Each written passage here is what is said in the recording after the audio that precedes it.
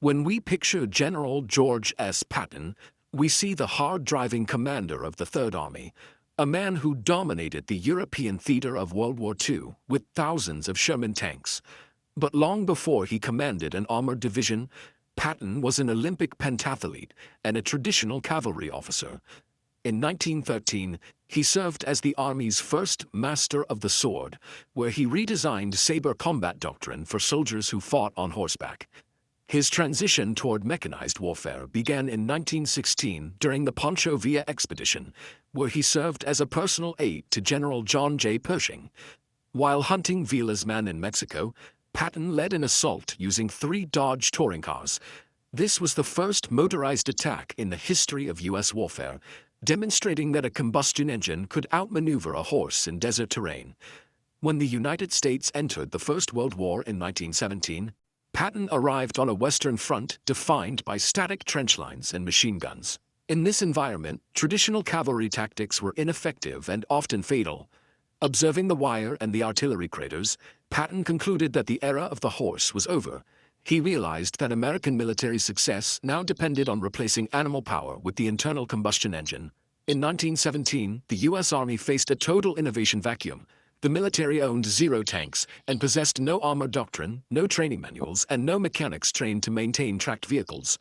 General Pershing ordered Patton to solve this problem by establishing the American Expeditionary Forces Light Tank School in France, creating the entire program from the ground up. Patton traveled to French factories to study their manufacturing techniques, eventually securing the first batch of French-made Renault FT tanks for his students. When the first delivery arrived at the rail yard, Patton had to personally back the first 7 tanks off the flatbed cars because no other soldier in the unit knew how to drive them. Tanks were viewed as slow-moving shields. They crawled across no man's land to absorb fire, allowing infantry behind them to reach enemy trenches.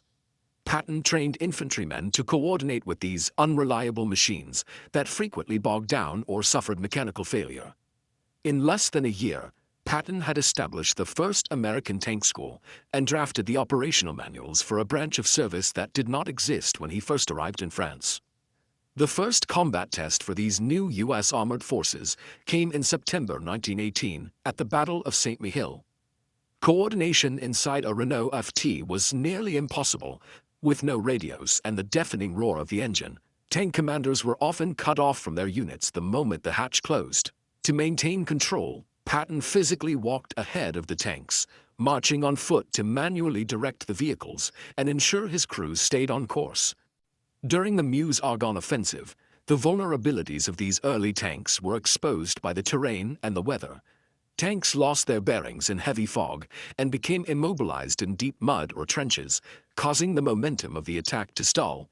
Patton reacted by forcing infantrymen to dig out his stuck tanks with shovels. Shortly after, while personally leading an attack on German machine gun positions, he was severely wounded by a bullet to the upper thigh. Real-world combat proved that while tanks were powerful, they were fatally vulnerable when their speed was restricted to the walking pace of the infantry. After the armistice, military budgets collapsed. The Army establishment shelved the tank corps, returning to horse cavalry as the primary mobile force. Patton spent the interwar years fighting to keep armored doctrine alive, collaborating with Dwight D. Eisenhower to advocate for a permanent, mechanized force. Based on his failures in France, Patton developed a theory that tanks should be used as an independent strike force. He argued they should move with high-speed aggression to punch through lines, rather than acting as slow shields. This concept of massed mobile armor eventually became the foundation for American combat doctrine during the Second World War. This strategy reached its peak in 1945, when German snipers used white flags to lure troops into ambushes. Patton brought up 75mm Sherman tanks to demolish buildings instantly, refusing to risk his infantry in a slow room-by-room fight. The aggressive mobility that defined Patton's command in 1944 was a direct result of the tactical frustrations he experienced as a young tank officer in the trenches of the First World War.